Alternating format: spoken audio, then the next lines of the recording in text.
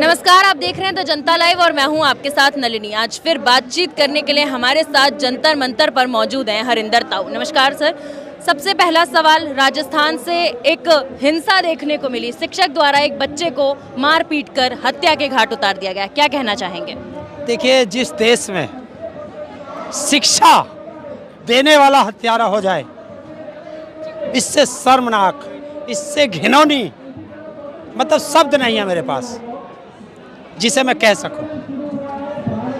ऐसे कैसी देश की शिक्षा जारी है, किस देश की तरफ ये राजनेता देश को लेके जा रहे हैं कि जहां एक 8-9 साल का बच्चा मटके को छू लेता है, पानी पी लेता है और उसकी पीट पीट के शिक्षक हत्या कर देता है। बिल्कुल मैं जायज़ भी ठहरा सकता हूं कि वो छुआछूत मानता होगा।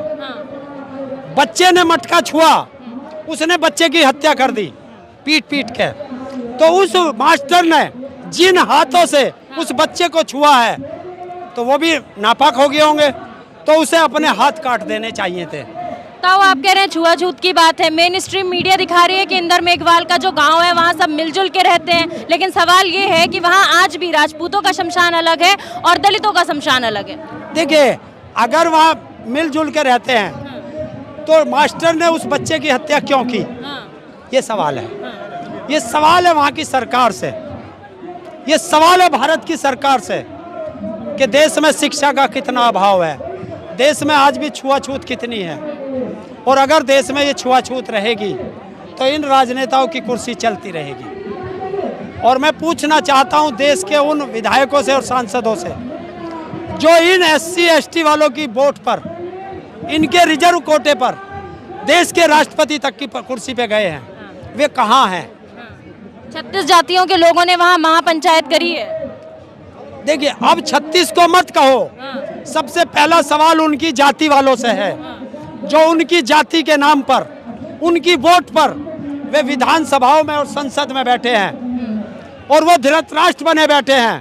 तो मैं आप लोगों से, देश की जनता से आह्वान करता हूं कि जो भी SC की सीट पर विधायक और सांसद बने और देश के राष्ट्रपति तक की कुर्सी पे गए, देश की जनता उन्हें चूड़ियां भेंट करे। ताऊ, वहाँ के लोगों ने उस शिक्षक के समर्थन में यात्रा निकाली है, कहा कि शिक्षक गलत नहीं था, ऐसा कुछ नहीं हुआ। इस देश में रेपिस्टों को, जिसे सुप्रीम कोर्ट भी सजा दे चुका हो, उसे देश का प्रधानमंत्री गुजरात से छुड़वाता हो, वो रेपिस्ट भी हैं, वो 7 लोगों के हत्यारे भी हैं, 3 साल की बच्ची को कंस रूपी पटक पटक कर मारने वाले भी हैं। तो जब देश का प्रधानमंत्री लाल किले से महिला के सम्मान की बात करता है और गुजरात में उनके हत्यारों रेपिस्टों को छुड़वाता है, तो किस पे यकीन करेगा देश? कहाँ जा रहा है मेरा देश? यही तो सवाल है। क्या लगता है ताऊ, इंदर की जो पूरी घटनाक्रम हुआ है, इंदर की मौत का, इससे एक सवाल जो है पूरा समाज में उभर के आता है कि जातिवाद के चलते एक 9 साल के बच्चे की हत्या कर दी गई।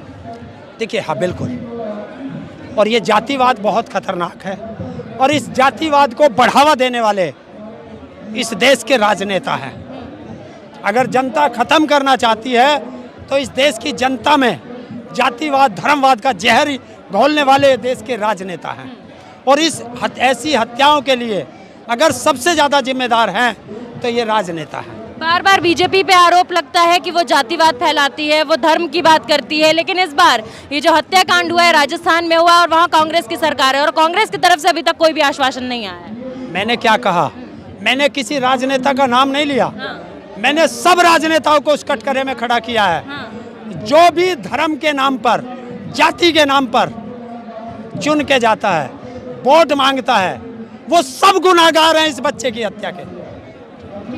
तो ये थी हमारी हरिंदर ताऊ से बातचीत। उनका कहना हम ये है कि धर्म और जाति के नाम पर वोट तो मांग लिए जाते हैं, लेकिन धर्म और जाति की समानता की जब बात की जाती है तो ये देश कहीं ना कहीं बेहाल हो जाता है। फिलहाल के लिए इस रिपोर्ट में बस इतना ही। ऐसी ही खबरों के लिए देखते रहिए द जनता लाइव।